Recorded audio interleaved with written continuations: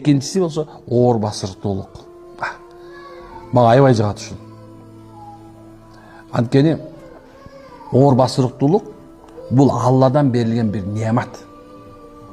Алладан берилген бир жакшылык.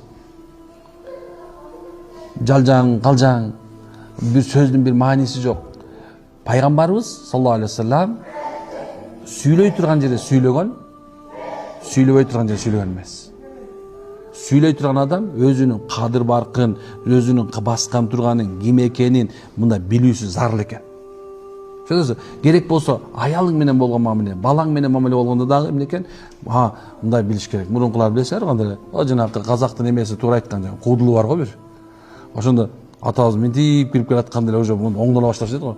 Негизи ошондой болуш керек болчу. Биз азыр субхана эркектер мындай бир кандай болуп калдык десем, майдачыл болуп калдык. Бизде оор басырыктуулук жок болуп калды.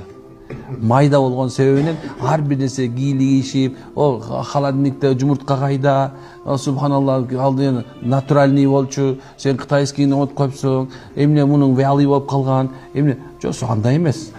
Эркектер негизи андай болгон эмес. Тем более мусулмандар. Мурунку замандын эркектеричи атка минип, аттан атка минип жүрүпчү. Тетиги эмеге чейин, баягы жер ортолук деңизге чейин барып туруп, ар көздөй кирип барып туруп анан кийин, я Алла, биз башка жака ары кете албадык деп токтошкон.